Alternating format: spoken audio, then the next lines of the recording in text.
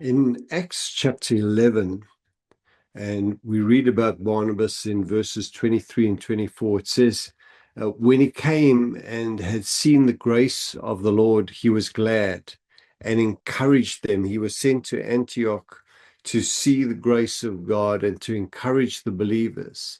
And he encouraged them all because he was an encourager. That was his name, son of encouragement, that with purpose of heart, they should continue with the Lord.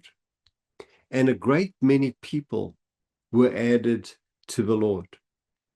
I love to teach about Barnabas. There were so many great qualities to his life. He was a giver.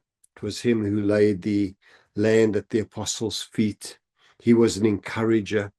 He saw the potential in others. It was him who saw the potential in Saul, this persecutor of the church, who had now had an experience with Christ on the Damascus Road. Barnabas was the one that took him and introduced him to the apostles, putting their lives at risk in case there was a sham.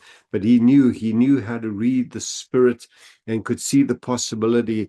Even when John Mark let the team down and Paul would have nothing to do with him, it was Barnabas who rescued and restored John Mark, that later on Paul would ask for him to be restored to his apostolic team.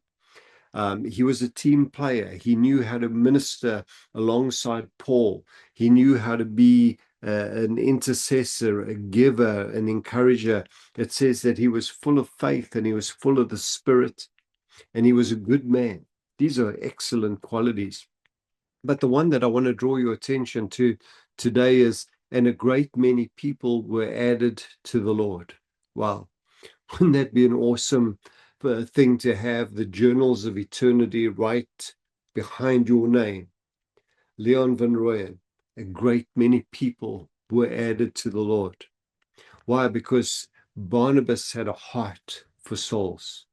Today, I'm trusting that the heartbeat that was found in Barnabas, which originates the heartbeat of Jesus, would become your heartbeat today, that you'd feel that unison of his heart and yours being one, that his passion would be your passion, his compassion would be your compassion, and that as a carrier of that same spirit that was in Barnabas, that was in Jesus, that was in the apostles, would be found in you, and that your life would make a difference to the state of the church, the health of the church, the growth of the church.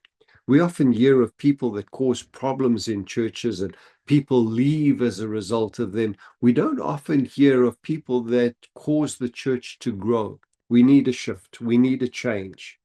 And today is a time that we could analyze and look at our lives. Am I full of faith? Am I full of the Spirit? Am I an encourager? Can I see the potential in others? Am I generous? Am I a giver? And am I a good man? Am I walking in moral excellence and openness? My mind is not restricted to some old way of thinking, limited, stinking thinking. I'm open to understand the times that I'm in, and I can contribute to the health of the church. I'm going to be a soul winner, and it will be written behind my name, and a great many people were added to the Lord. When I was saved as a young surfer, uh, entered into the Jesus people, and those days we would be about the business of heaven on the street, sharing the gospel. We had Christian coffee bars. We would go out in the rain, in the cold, in the heat, and we would go to the pubs. We'd go to the nightclubs. We'd go to the red light districts. We'd go to the ships. We would go wherever there were people. Those days we didn't have shopping malls and shopping centers. The main street was where the movies were, where the restaurants were, where the shops were. And we would be found doing God's business on the street, reaching the lost, discipling the found.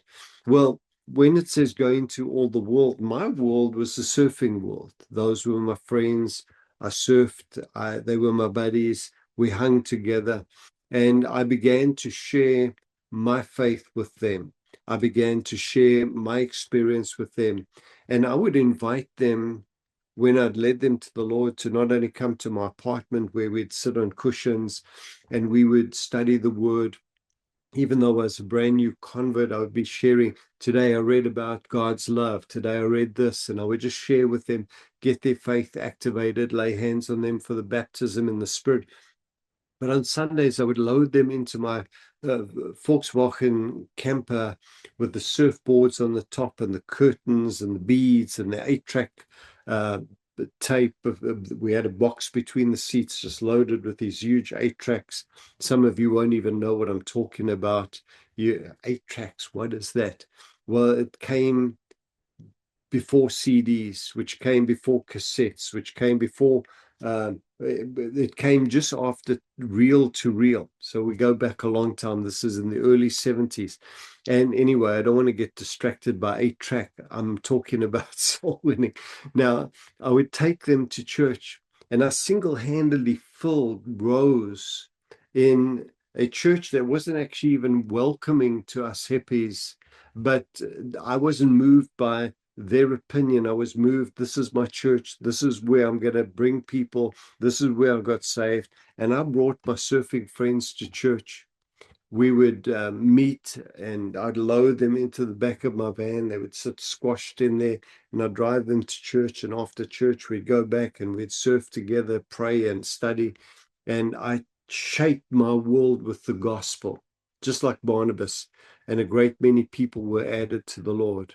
I made that commission my mission, and my task was to reach the lost, to disciple the found, and to take them to church, to assimilate them in the life of the church, but mainly to be added to the Lord. Now, if you would make that your goal, your sense of purpose, as God is calling you today, that behind your name in the journals of eternity, it would be written, and a great many people were added to the Lord. I'm sure you want this to happen. I'm sure you want this to be a part of your life. And pray even right now, say, God, please do that in me, shape me, mold me, that your vision become my vision, your commission become my mission, and that a great many people would be added to the Lord, just as in the life of Barnabas. May it be in me.